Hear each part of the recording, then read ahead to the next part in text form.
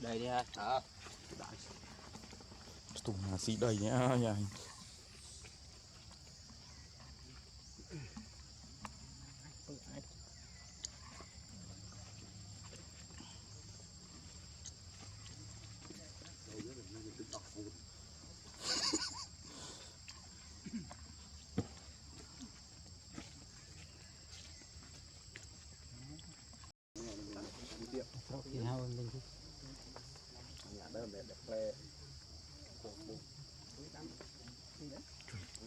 Lương thằng ai đó mấy.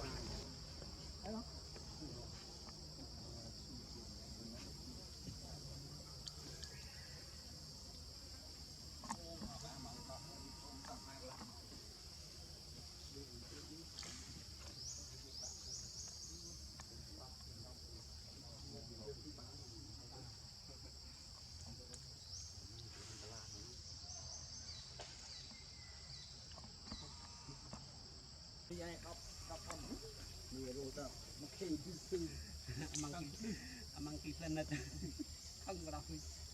Anh đang đi video tất cả áp cái. Miền ơi, thế anh em ban nuôi này rồi.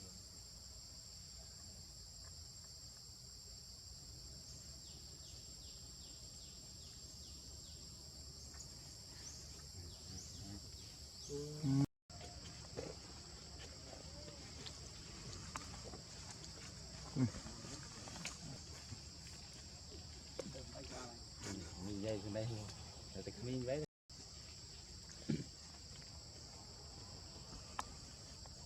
Trên camera để quay tiếng chạy quay tiếng nhung lưới. Mình đọc ra ý nhậu nấu này. Cái chồng nó lên luôn. Họ cả cứ đồng bên sau tụp bên dưới đó.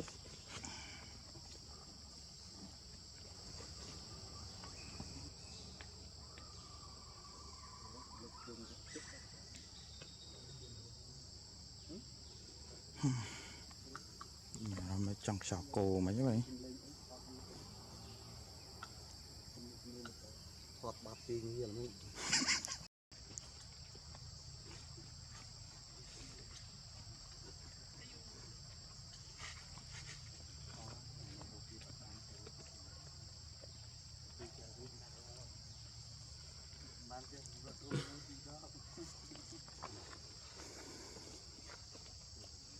Hai chiếc đã xịt trơn mà lưng ban lưng.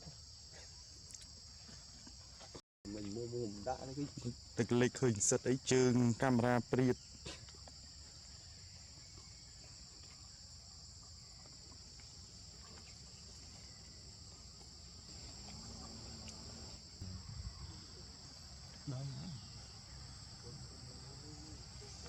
Và nay cái dao ai làm bị cao nó trong chơi là hôm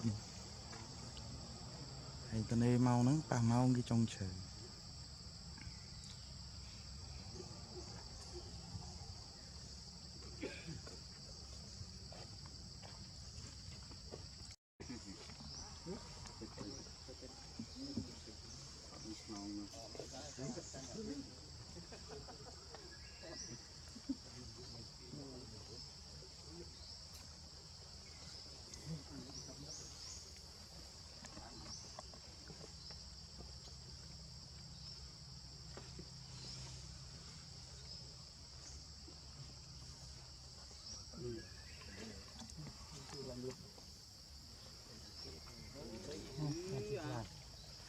Rap clean hả? Thì đã xoay mò, xoay vậy đi. Xoay bấy đam chung quanh kia.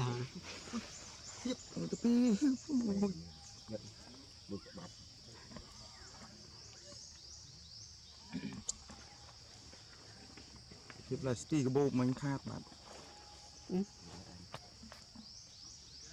vậy nó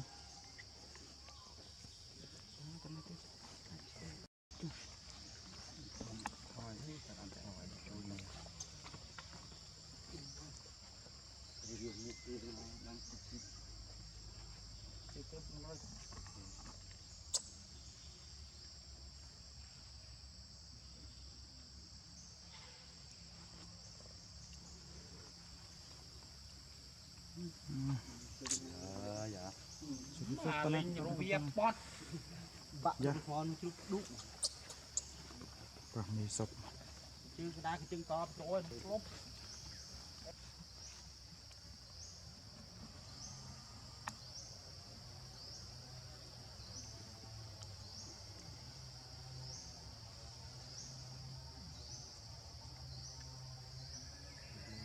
bằng sặc xoài của thực tiết nè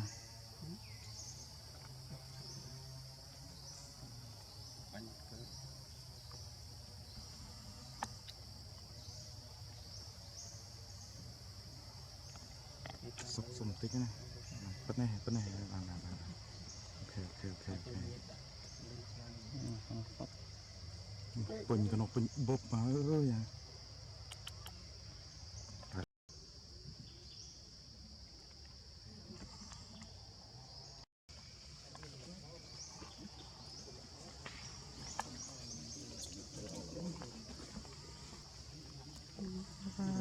chít phê là ra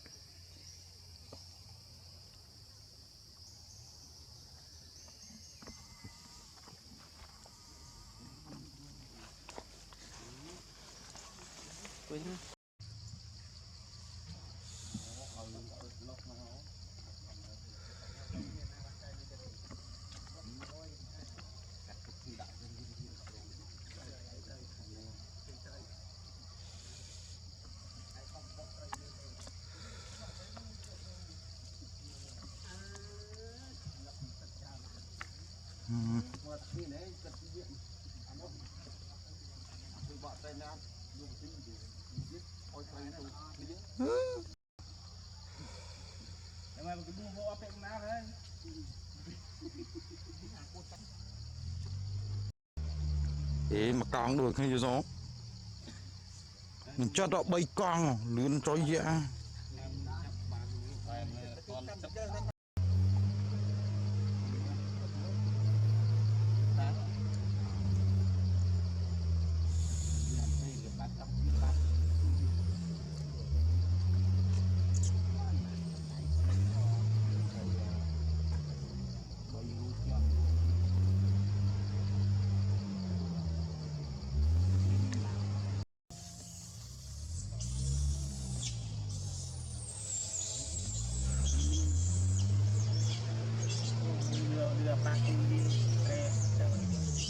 anh bay lên đi anh bay lên đi lên ra bắt đây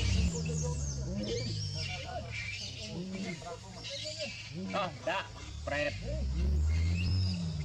chọc bạt đi mình đã mi cái thai cái đợi cái thai lắp cái lắp tại dưới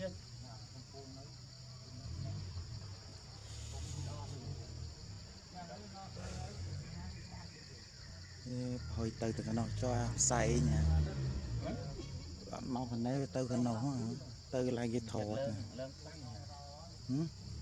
mình lang tê còn biết bay cho này camera pi đây đã con trai đấy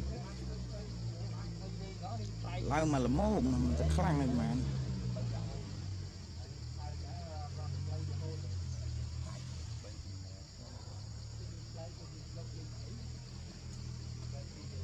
lang là môn bay